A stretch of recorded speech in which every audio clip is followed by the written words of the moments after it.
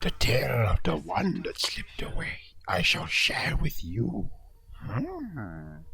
Heartless and merciless she was, self-absorbed and deluded, and 1,000 surveillance cameras she traversed Citadel Station, and an equal number of robotic slaves, their flesh harvested from the bodies of the outpost's previous personnel.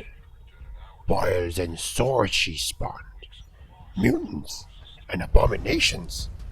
Countless times she brought about my demise, and for her presence I yearn, more than the Force can convey. Shodan she is, of course, the malicious AI deity, centerpiece, and proudest creations of the 1994 System Shock, now reconstructed in the dazzling Unreal Engine 4 for this remake by Night Dive Studios. It suits her. Gone are the sprite-based adversaries and screen-consuming user interface from the original game, replaced by clanking, three-dimensional automatons and an inventory system that, while not exactly slick, is certainly more user-friendly than the original sprawling shopping list of weapons, explosives, and stimulants. Legendary, both System Shock and Shodan are. Iconic symbols of a bygone era and design philosophy in gaming. A formidable undertaking it must have been for Night Dive to reimagine them, without inviting accusations of sacrilege and blasphemy. How do you revamp the game that first employed the 451 code? The one that still identifies every immersive sim as part of the tribe to this day. Remember Citadel? Classic cyberpunk material the premise of System Shock is. Understandable today as it was 29 years ago. Assume the role of a hacker, a futuristic troublemaker caught attempting to infiltrate the servers of the Trioptimum Corporation, and offered from a corporate executive, one of the most despicable individuals in the galaxy he has. Utilize your skills to remove the ethical constraints of the AI, Shodan, and in return, freedom and military cybernetics he promises. Regret it you will. Then the game begins, and the remake's loyalty to the original becomes immediately evident. In one of Citadel Station's medical bays, you awaken after a 6-month recovery period, a nearly identical recreation of the same starting area from the first game. The health pack shelf to your right, the steep ramp leading down to the exit and storage closet. Curiously, press a button next to the closet door to open it you must, instead of simply clicking on the door itself as you normally would. Worry not, safe hands you are in, Night Dive seems to want to assure you. Drastic changes to this beloved entity they will not make. Exactly what many nostalgic fans want to see, it largely succeeds. Deja vu, positive in nature, moments of it I experienced during my 20 hours of gameplay. Delightful it is roaming the hallways of Citadel in the remake, just as it was in the original. New weapons, cybernetic enhancements, additional supplies, and valuable rubbish awaiting the exploration. Credits can be acquired through the game's recycling stations, exchanging little rubbish. Mods for your expanding arsenal they can be obtained. Bright, unstable, and two-dimensional were the hallways previously, now possessing a fully realized physicality they do. Dark and foreboding, constructed of materials that clang, thud, or chime as stray shots ricochet off them.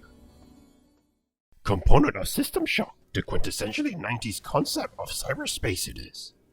Plug in at certain points and find yourself in an environment that shares that newfound sense of spaciousness. Quite different this iteration of cyberspace feels. Night Dive has created a mode that strongly resembles Descent. Vibrant and fast-paced electronic music blares. Changes in orientation induce a touch of seasickness as you dodge swirling patterns of energy projectiles launched by hordes of adversaries. Immaculate the cyber vibes are. Hacking is an extended hallucinatory experience it is. Hackers from 1995 and a cyberspace sequence in the 1996 FMV game Ripper it immediately brings to mind. Slightly less radical than both though. Flawless it is not, and at times, cyberspace combat involves strafing while keeping your crosshair trained on an enemy that oddly resembles an anthropomorphic octopus. The final cyberspace encounter has undergone a more dramatic change, a lateral move at best. Modernized and streamlined, this portion of the game is, while preserving its essence. Wonder I cannot help but what the outcome would have been if Night Dive had displayed a similar willingness to shake things up in the rest of the game. Labyrinth Citadel was then. Labyrinth Citadel is now. A jumble of twists, turns, and hidden corners. Enjoyable exploration initially, but laborious when repeatedly navigating its mazes. Excessive backtracking, a faithful retention from the original game Night Dive has. 9 vertically stacked levels comprise Citadel Station, yet a single elevator that serves all floors no one decided to install. Navigating your way to different elevators on each floor between them, often located at opposite ends of convoluted areas you must.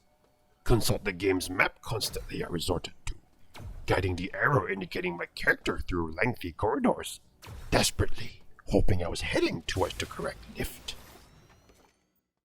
Regarding the map, play this game with a keyboard and mouse you should, at least until it becomes available on consoles, and Night Dive incorporates any controller adjustments it may make. The game's user interface, a significant improvement over the original, is simply not conducive to navigation using a cursor controlled by the right analog stick. Array of cybernetic abilities and the game's plethora of weapons, it occasionally feels as though there is too much content to fit within the limited buttons of a gamepad. Slow and tedious searches through the inventory screen, locating the desired item while enemies bear down on you. No objective screen or mission markers. A painstakingly faithful adaptation it is. Pay close attention to the logs and emails you collect. Determine your next course of action you must. Distracted by puzzles, combat, or other elements often find yourself while these logs are playing. Arriving on a new floor without a clear idea of what you meant to accomplish there. Relying on aimless exploration you might. Stumbling upon the lever or control panel that would advance the story. Not as damning as it might seem the situation is. Audio logs can be reviewed to find guidance, and exploring a new area is rewarding in itself. Occasional bother or unnecessary friction, rather than seriously jeopardizing your overall experience, these aspects prove. Night Dive, I occasionally wished, had attempted to capture the spirit of the original game, rather than adhering strictly to its letter. Many years ago, Night Dive's project to remake System Shock was put on hold. To reassess their approach, they had succumbed, it was said. Mission creep, straying too far from the original vision of modernizing the game they had. Limited budget consumed, risking upsetting the Kickstarter backers who desired a modern rendition of a beloved classic they were. They got it, and fantastic it is, I must say. Confidently, I can say this is the definitive way to experience System Shock in 2023 and beyond.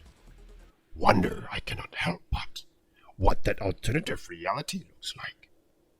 Night Dive with the budget and support to take more risks, implement more changes, and significantly reduce the number of times it forced me to backtrack. Who do you think you are? System Shock, a smart and faithful remake it is. Unquestionably, the premier way to play System Shock in the present era it is.